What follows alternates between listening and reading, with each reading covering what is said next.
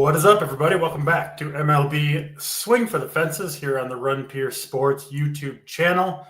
It's Wednesday, April 23rd. We are talking baseball. Once again, 8-game slate. Had some fun day baseball this morning, and back to it here on Wednesday afternoon. Stats, how you doing on this Wednesday afternoon?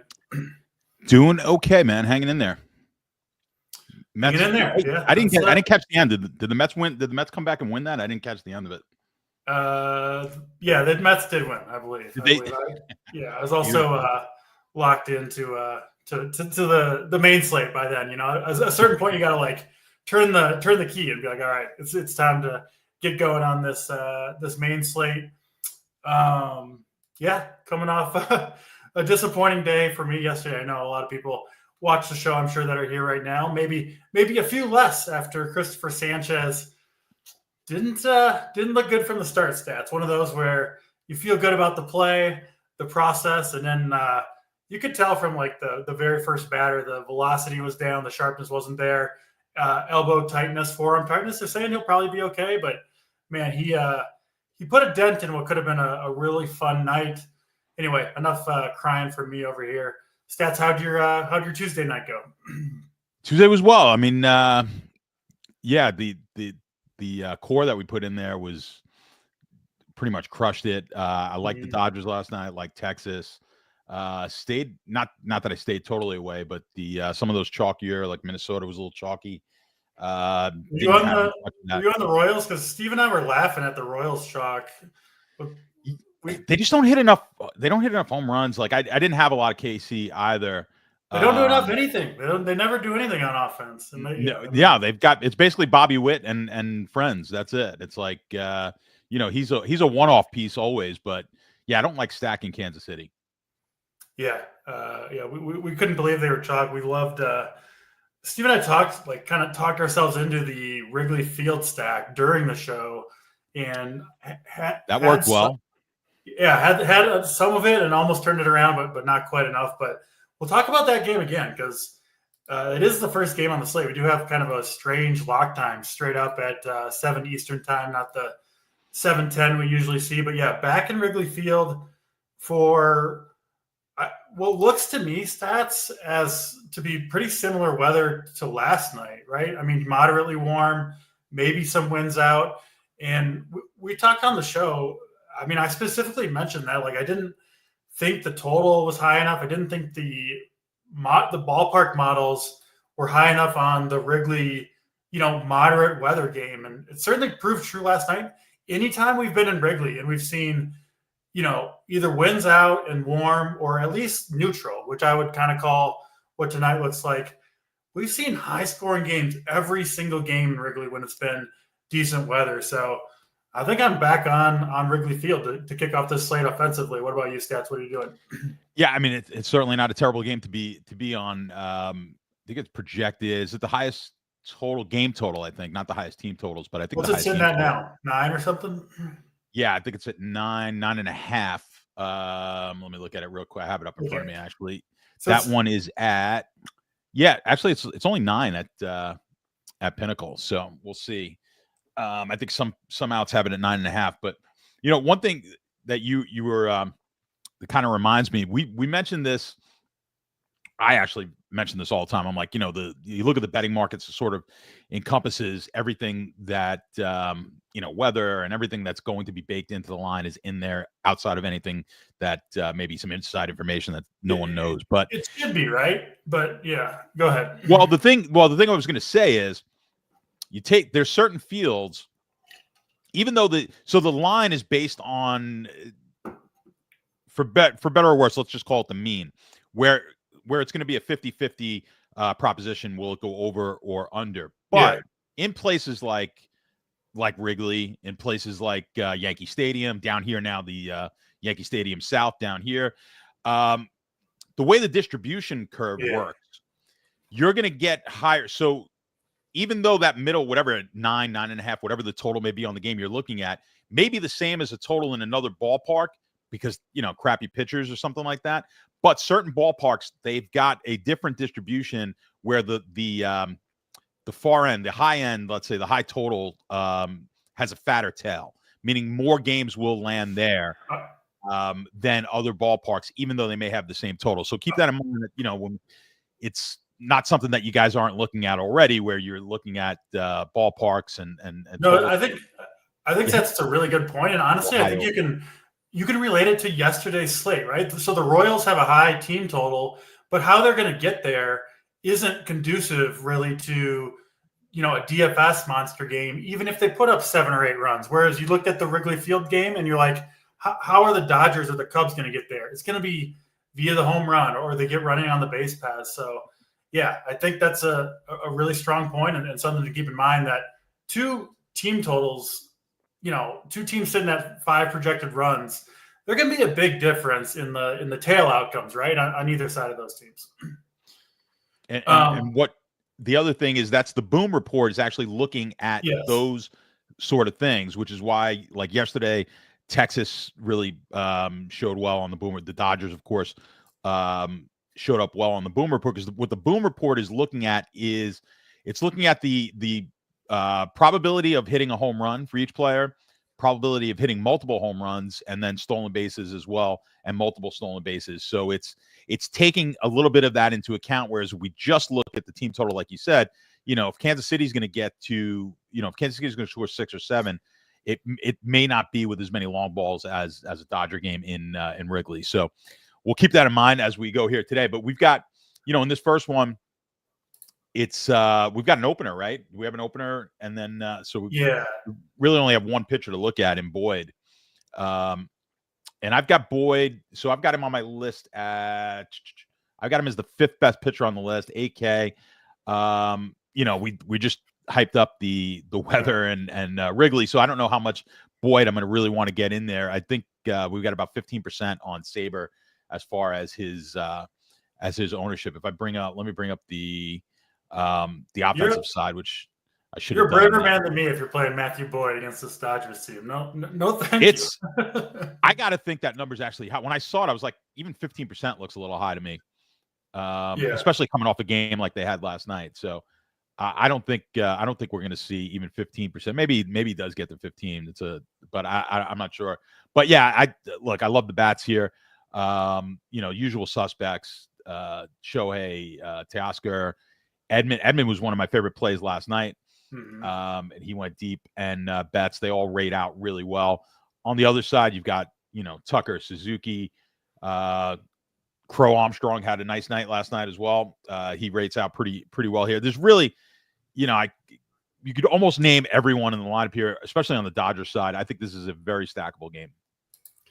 100%. So I'm in on both of these offenses. 2 of my favorite offenses on the whole slate. Out on Boyd, and then I don't know. The Dodgers starting Casparius is going to open this game. He's 4K stats. There's not hardly any pitchers that are even playable down in the 5, 6, 7K range. Is there any merit? I mean, he could maybe go 2 or 3 innings here at 4K. He's a good pitcher. You don't think so? Not worth it at all. I don't like it. I don't know. On a slate like this many games, I just feel like you're going to need some points here out of pitcher. It has to break perfectly where it's just all the big money guys that you had to squeeze in by playing a 4K pitcher have to fit. He gets you 8-9 or something like that, and then you play the Dodgers stack with it, right? Ohtani and Betts. Yeah, I mean, you basically have to play those guys. With you might even play Tucker with it. Get really crazy. He's only going to see him once. Yeah, 100%. But I wouldn't. Yeah. But that's not on my radar. I'm not doing. That's something you would do for sure. Yeah, I'm definitely going to do it on a couple of teams. Get some Casparius in there. But I do really like the offenses, and specifically, I mean, same as yesterday. The Dodgers' right-handed power against Boyd, I think, is what you want here. Edman, Teoscar, Betts. Even Pajes hit one. I mean, he hit one out of the stadium practically yesterday. I think he's in the 5 or 6 hole. So, yeah, I think we're going to see more home runs in Wrigley Field tonight from both sides of the ball. So, I'm in on this one. Yeah, he's nice to fit in there at 2,900 for sure. A lot of power. A lot of power. Big upside. Kind of like what we mentioned before. His tail end outcomes are pretty damn good, Mr. Pajes. Let's get to the White Sox and the Twins. Up next, we go to Target Field. David Festa, young pitcher for the Twins, going to go here. He's looked pretty good through his first 2 outings, especially last time out. Pitched well against the Mets, but fewer than 5 innings in both of them, and just 64 and 76 pitches in those 2 games. He is, I think, thought of stats as a traditional starter, like within the Twins organization. So I do think he will be stretched out further from here, but it might be slowly, right? You might be looking at 85 pitches or something like that. And you don't know. But anyway, I mean, the matchup for him is obviously great against the White Sox. It seems like almost every pitcher does well. And then on the other side of the ball, kind of a bullpen game for the White Sox too. Going to go with Bryce Wilson, who is not any good. On paper, at least, I think a pretty damn good spot for the Twins against Bryce Wilson on a terrible White Sox pen. Over to you, Stats. What do you see, White Sox and Twins here? Yeah, I mean, Festa's going to be – should be one of the higher-owned pitchers on the slate. I've got him as the number 2 option for me tonight. And I'm looking for a reason to fade it, but I really can against this White Sox team. So I like Festa in this spot. Obviously, we're not taking anything on the White Sox side. And, I mean, people may hate it. They didn't exactly light it up last night. But I think Minnesota is a stronger play here tonight than they were last night. And I think coming off – we may get – a little bit reduced ownership because some people are going to be off them. I know people in the chat probably get pissed off, but I think Minnesota's a really good play here tonight. I like the bats for Minnesota. We were on the 2-3-4 yesterday. Buxton, Keyshaw, Larnach. Keyshaw came through with a pretty good game. I think the other 2 were pretty disappointing, but I think it's those same 3 guys again that are the 3 best plays on Minnesota. I think going right back to it after I thought Buxton was an awesome play yesterday. It didn't work out, but this is just like the same spot, but a little bit better, right? Like you mentioned, Stats. So, I mean, yeah. He was the highest rated guy we've had all year on the Boom Report yesterday. Was he? I didn't get a chance to check it out yesterday. He was the highest. He had the highest Boom rating that we've had, and he's pretty damn close to it today. So where's he at? Yeah, he's almost at the same. So, so let's see if they could get him 2 nights in a row. I don't think so. I like those same guys like you do, right in the middle of the lineup here for Minnesota. Stack them up. Yeah, 2-3-4 looks good for the Twins. I'm in again. Yeah, White Sox. I'll mention my guy Edgar Quero again. Catcher, 2,600, hitting cleanup. Looked pretty good yesterday, but not a lot else other than him for me. Let's go to Houston. We've got Ryan Gusto going for the Astros. Seems okay-ish to me. Kind of jury's still out for me on what we're going to see from Gusto going forward. And then Bowden Francis will go for the Blue Jays. Been pretty solid this year. I don't have the most faith in him as a pitcher, but he does have that same matchup stats that Bassett had yesterday. It didn't work out for Bassett, but on paper, at least, Francis is really good against right-handed bats, and that's all the Astros have other than Jordan Alvarez. So I do think Francis, even after Bassett flopped, has got to be in the discussion. Curious where you ended up here, Blue Jays and Astros. Yeah, I mean, he's in the discussion. I'm not gonna discuss him all that much, though. He's not high here for me. Okay. He will be. I mean, he's getting a little bit of ownership here. 12% is what Sabres got it at. The price isn't terrible, but I kind of like the Houston bats for this game. So I'll be not heavy Houston. I like some of the other stacks better, but I'll definitely have more Houston stacks than I will Bowden Francis for this one. And then on the other side, yeah, not gonna be touching Gusto, but and I don't like the Toronto bats. That's another team. I mean, we didn't even mention, like, Toronto's another one that's real hard to stack them because they just don't get you don't get enough home runs. There's just not. They're not a team that's going to win you a lot of slates here. So I think the home run potential though tonight on for Houston, the upside here for Houston is there, and I think let's look at what the ownership is, but I think we'll get them at a decent. They're actually not.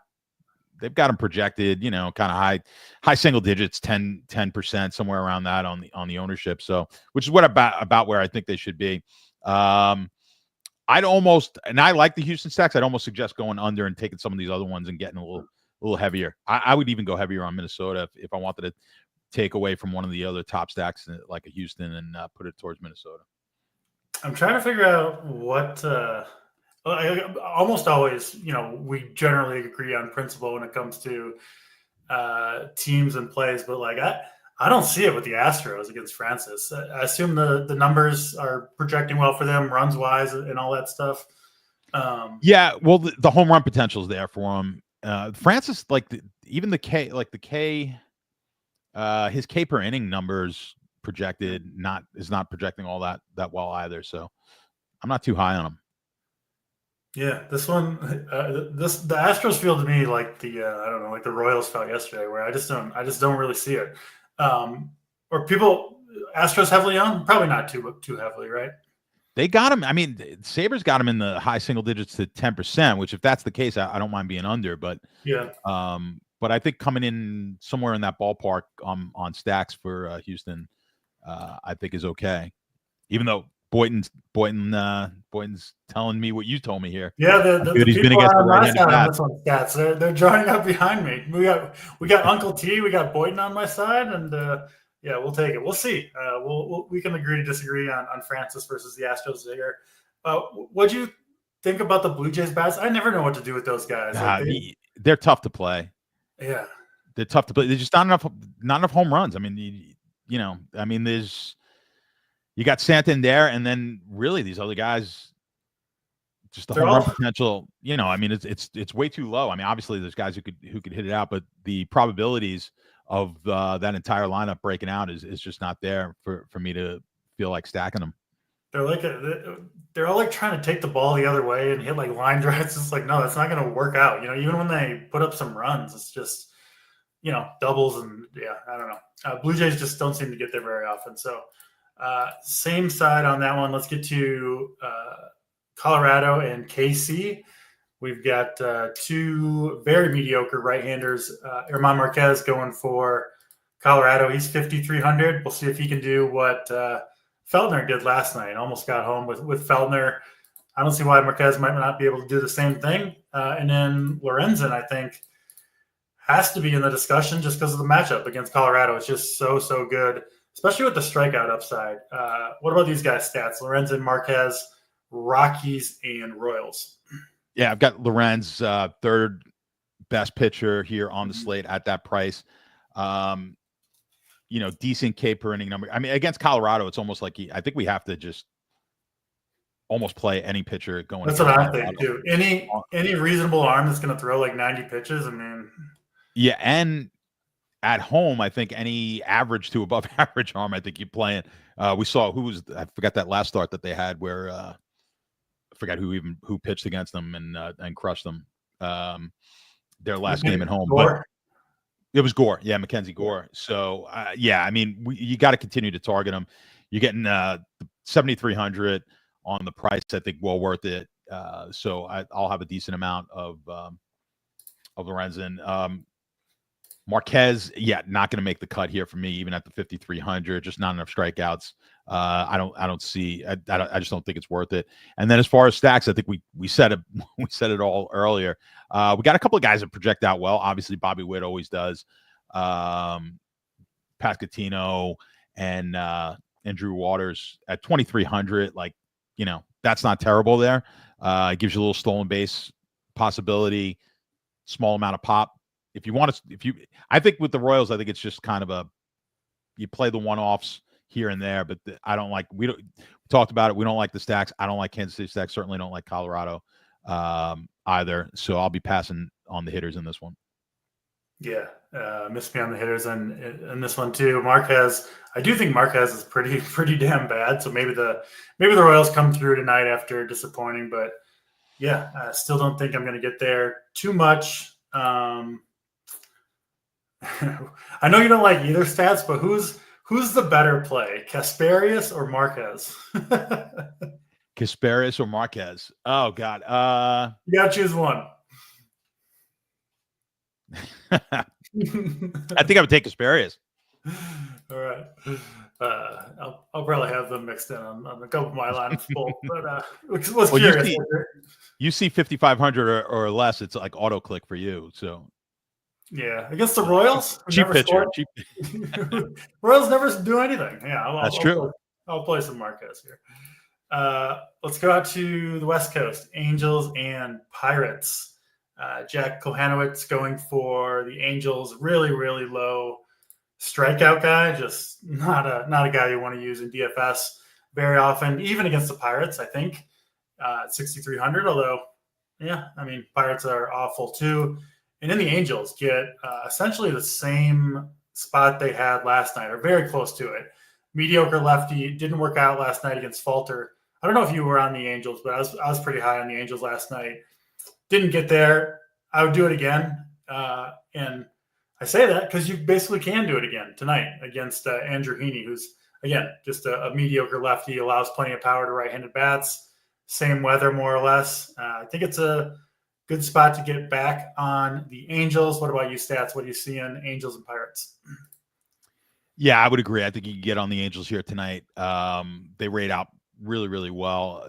Almost all of it. So we've got do we have that lineup? Is that lineup out? I haven't seen it. Not yet. But if you look at the projected lineup, it's like you've got O'Neill, Cruz, and then you've got 6 Angels in a row, like in my rating, on my rating sheet there on the boom. So it's the Angels. They rate out pretty well. Both of the pitchers are kind of mid-pack here. I've got Heaney as what about the 6th? Yeah, 6th pitcher, and then Kokonowicz, whatever the hell his name is, Kokonowicz, whatever it is. All I know is he sucks, but he's down. He's 7th. I mean, like you said, no strikeouts. He's the worst pitcher on the slate as far as K per innings go. But at the price tag, that bumps him up a little bit, 6,300. He's not going to be owned much. I think I actually think you can throw a couple of them in your. I'll probably have like 3-4% in my 150 builds, but I do like the Angel stacks here tonight. I think if you liked them last night, I think you could jump back on them again here. The Angel stacks look pretty good to me. Yeah, it really seems like a classic spot where they missed last night and then come back and do it again. And if you're not on them after being on them last night, you'll be a little bit frustrated. I mean, they were close, right? You could see they were getting good swings against the lefty. Just got to get one out. And I bet they do it tonight against Andrew Heaney. And then, yeah, for me on the Pirates side, O'Neill Cruz is, I think, always an elite play. And when he's swinging from the left side, but then you just don't need to play anybody else, right? The Pirates are like, they're like the simplest team most nights to attack offensively, I think. Tampa Bay and the Diamondbacks up next. Taj Bradley throwing from the right side, going for the Rays, and lefty Eduardo Rodriguez going for the D-backs. Rodriguez has looked pretty good this season, and Taj Bradley, he's been solid as well. The Rays pitchers in general have pitched pretty well for the most part. Fun one here, Stats. What are you thinking for D-backs and Rays? So I've got Eduardo Rodriguez as the 4th best option on the slate for pitching. Don't have Taj Bradley very high at all, so I've got him down near the bottom. Yeah, was he like 5th from the bottom? So I'm not going to have a ton of Taj Bradley. Where's the ownership coming in? And is that in line? I mean, yeah, it looks like he'll be really low, which I think you should. Yeah, sub 10% probably. Yeah, single digit. And the Eduardo Rodriguez, I might be a little bit higher than what the market is here, or what the projected market's going to be on him of 15%. I might be kind of get up into the low 20s, somewhere around there. I think on Eduardo Rodriguez. The Arizona bats, I mean, you got Corbin Carroll. They don't rate out all that great, even though I'm not going to be on Bradley all that much. So I don't have a ton. I think these will probably be more of my secondary stacks than I'm going to have them in primary stacks. So like Suarez, Gurriel, and Corbin Carroll, of course. But a lot of the other bats here that we're projecting for their lineup, which I don't. Oh, their lineup is out. Yeah, so that is the lineup. not all that good. So I'm going to have I'll be over the market somewhere. Give me 20-25% of Rodriguez, and I'm going to be pretty light on the bats here. Yeah, I think that makes sense. It's tough to go take pitchers against this D-backs team with that, especially right-handers. They start off the 4 lefties: Carroll, Perdomo, Smith, Naylor. Just a really, really tough stretch to get through to start the game. So I'm with you. No Taj Bradley for me. I do think, and yeah, people saying it in chat, it's annoying you can't play Smith and Naylor on the same team because they're 2 of the very best plays when you want to play the D-backs. But yeah, either or, and certainly I do think that D-backs top of the order stack looks good. I'm with you though. It falls off after Naylor in a hurry, where I don't really want too many guys down there at the bottom. Yeah, Erod makes some sense, right? I think he's got some strikeout upside. I kind of like that call. Yeah. Any other thoughts on Erod? Yeah, I mean, Steve makes a decent point in the chat. You do have some upside there with Taj Bradley, so if you do want to mix him in as far as K upside, but to me, it's like just the walks and the projection on the runs here that going to give up is kind of it's holding him down for me. But yeah, I mean, he could give you a good game on the K side. On the road in Arizona, I just don't love it. I don't love the spot. There are a couple. I like Eduardo, but I do think the Rays have some good one-offs. Yandy Diaz smashes lefties. Junior Caminero has massive power. Both those guys should be in the 1-2 spot, and then even like Morel, I think is a pretty damn good play. So probably just one-offs. You're mostly hunting the home run with those guys, but I do think those guys are all pretty strong plays. Are they up high on the Boom Report? I would imagine. Yeah. So you've got, Yandy is the top option for Tampa. He's at the elite level, and then pretty much the guys you mentioned, Morel, Jansen, Caminero are all rated out pretty well. So. Yeah, those guys will be swinging for the fences against Eduardo Rodriguez for sure. All right, that's Tampa, Arizona. We move it to Milwaukee and San Francisco. In San Francisco, 2 good right-handed pitchers going here. Logan Webb, who has looked excellent to start the year, as has Freddie Peralta. Both these guys haven't been flawless, but turning in multiple good starts so far.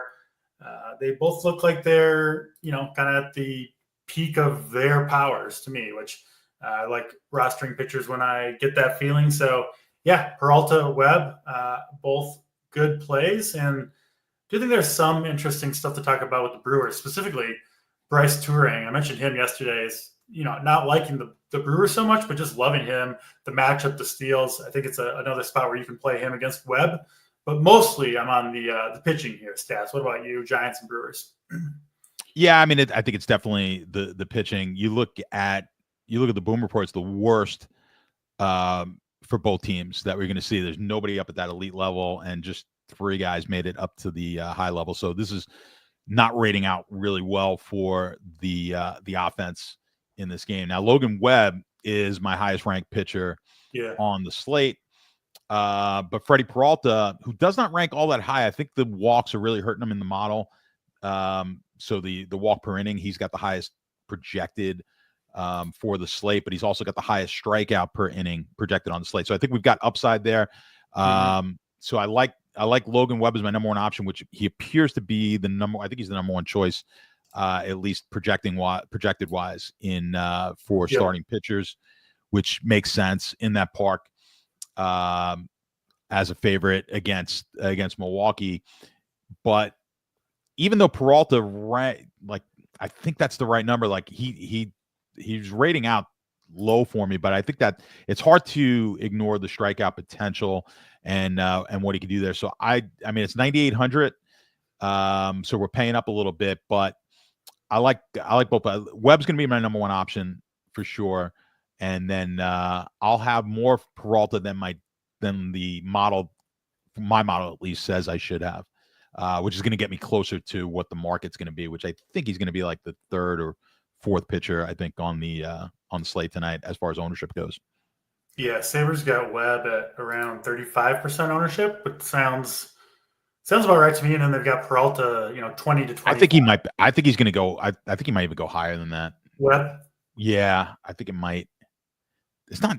I mean, who do we have here that we love? Well, Festa's going to be high too. So I think both of those guys might be lower than what Saber has. So, I mean, I think Webb, Festa, and Peralta all look like pretty enticing plays, safer plays. And then I think Lorenzen looks like a really good value, right? So those four, I bet ownership is mostly carried by those four: Webb, Festa, Peralta, Lorenzen. Yeah, then, I mean, Lorenzen's that's my third option on the slate. So I think getting a little bit more Lorenzen makes sense here tonight for me. Yeah, he feels like a pretty good play. Safe and cheap, right? Allowing you to get big bats. I think that goes a long way on the slate. So I'm with you. I'll be over on Webb and Peralta. And then, I did want to mention Turang specifically. If you look at the Brewers like stolen base props, they are all really, really high in this game, despite the tough matchup. So to me, it's the correlation, right? Because they do the double steal stuff where they get going around the bases. They can get fantasy points in a hurry. So again, it's the most likely thing is there's not any guys on base and Webb just kind of, shuts them down. But if things do go the Brewers' way, I do think the upside is there to put up a big score. Turang's got the highest probability to steal a base tonight on the slate. But I mean, you're paying $5K for it. For sure. Stolen bases, like not going to get a home run. So I think there's better, like at that price, I just think there's better one-offs out there. Yeah. You do get the leverage against the chalk pitcher. He's going to be unowned. Yeah. I do think he's a pretty good play, Turang. So did want to mention him. Let's get to the last game of the night. We go to Sacramento for the A's and the Rangers.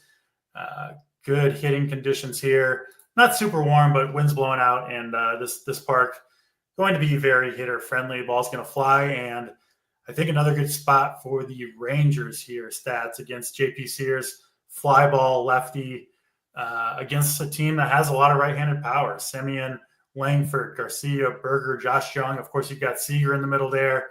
Jonah Heim can hit down at the bottom. I think it could be bombs away again for the Rangers tonight. Wouldn't shock me at all. And perhaps on the other side, too, Kumar Rocker going for the Rangers, who he clearly has some talent, but he's also very, very prone, you can see, to blow-ups. One, he can lose control of his of the pitches, and two, he's just a young, like, kind of unpolished pitcher that could, just can completely melt down and start grooving fastballs down the middle. And the A's have the power to take advantage of it. So I love this game for offense. Rangers and A's. What are you doing, Stats? Yeah, I mean, this is all about the offense. We're not touching the pitchers in this one. I mean, at the elite level, we've got on combined on both teams 10 batters rate out there. It's like, I love the Texas side, one of my favorite sides for the night, one of my favorite stacks of the night, but have no problem pairing this up and game stacking it with the Athletic. So I think you could play 5-man Athletic, play it, mix and match this one any way you like. 5-3 Texas A's and vice versa. This to me is the game of the night. Now you're going to be, you're not going to be the only one on them. That's for sure. We'll get less A's than we will Texas, but this just rates out too well. We've got, I mean, the home run probabilities pretty much are right close to 20% for both sides for like the top batters in this game, and no other game or team has as many guys at this level probability of hitting a home you run. Gotta Langford, Garcia, all those guys up there. You haven't pulled up what's Nick Kurtz? What's his Kurtz, yeah. So Kurtz is you want his probability to hit a home run? Yeah, or his odds. Yeah, what's the line? I don't have the line up, but as far as my projection, I got 11% probability. I could get you the odds in a sec. Too low on Mr. You saw they have to say his name and they have to pause in between the first and last name. You got to be careful. It's yes, we got to be careful on the show with how quickly. I don't want to my New York speaking quickly stuff. I'll say something I shouldn't. The stakes aren't quite as high for us as they are on the broadcast. No, probably not. 700 on DK. I like that bet. This guy's going to hit for a lot of power. Power hitting, A's rookie, number 4 overall pick 2 years ago, just destroying the minors. I think this guy's like a I honestly wouldn't be surprised if he's like a 40 home run hitter, like right out of the gate for Nick Kurtz. So excited about the A's. Want to get him in my lineup. What's the? You know what you got to do tonight? Then you got to SGP a shit ton of home runs, like just SGP like 6 of these guys to hit home runs tonight. Yeah, I could see it happening here. A lot of power on both these teams. Yeah, we introduced it yesterday, Stats. We got time to do it, so we're gonna do a dong draft. Me and Steve did it yesterday. It's 3 rounds, and you get 1.5 if you pick a $3,500 player or below. But other than that, the floor is open. So I get to go. Yeah, we'll give you first pick. All right, we'll give you Jake Berger, sub 3,500. You got Berger? Yeah. All right, I got to go with my guy Nick Kurtz. So we're both at a 3,500. And then you go ahead. Okay, yeah, we're doing snake draft. Came through for me yesterday, so I got to pick Tommy Edman again. I like it. All right, I'm gonna go Semien. I'll keep it under 3,500. Marcus Semien. Ooh. I'm just gonna stick with it. I'm telling you, SGP that game tonight. Yeah, it does look good. Might have to take a look at that. I like the Berger call. You're with the you're at home runs there in the A's park. I like it. Give me Byron Buxton. I'll go back to it with Buxton for the Twins. I like it. And I'm just gonna play the game, man. I'm gonna stick with Texas. We don't have the lineup though. I hope I get it. But Higashioka, I'm staying under 3,500. You're gonna get that 1.5 home run. I'm gonna beat you with the half. I'm gonna beat you by the half. Yeah, I like that call. Hopefully, we'll get some home runs out of the dong draft. Go back over pitching stats. I guess your favorite pitching combo, if you had to roll with one tonight, take into account the pricing and the ownership and all that. What do you think is the best combo tonight to get to the winner's circle? Yeah, I think Lorenzen's going to be in there for me, and then I think I'll just go. It's a little chalky, but I think I'll take Webb Lorenzen, and that's going to be my combo here for the night. Yeah, save a little bit off of Festa. Yeah, I think Lorenzen Festa for me, but I think it's close between Webb, Peralta, and Festa up top, and then I think Lorenzen clearly the best value. I bet Lorenzen's ownership is going to get steamed up, but what are you going to do? He's 7,300 against the Rockies. He's got to get in there, right? I mean, absolutely. I don't want to fade it. If they come in heavy, they come in heavy. I mean, there's nothing you can do. So that's 6,500 for Berger, Semien, Higashi. Put $1 for me, Kev. Yeah, you got it, Kev. Take it down. All right, that is home runs, pitchers. What about stacks? Stats. Give us your top 3 stacks, and then we'll get on out of here a little early today. Yeah, well, I mean, obviously, I like the Texas stacks. Who else? Let's see.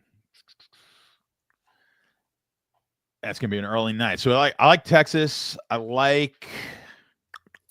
got to go back. All right. I'm gonna say Minnesota, and we'll say the Dodgers. Those are my 3. Yeah, I like it. I'm gonna go for the combined just Wrigley Field stack. I think you just get both of these teams in there if you're going for it. Hope for another game like yesterday. Hope the wind goes in your favor. So give me Wrigley Field just kind of as my favorite overall, and then I'm with you. I think the Rangers against JP Sears look really good for home runs specifically. That'll do it. We'll get out of here a little early today. Stats, get to these lineups, a little bit of an early lock. Appreciate everybody watching. We'll be back on, I think, at the normal time tomorrow. We've got a split slate, but I think me and JT will be here tomorrow afternoon. That'll do it for us. For Stats, I'm DC, and we're out of here.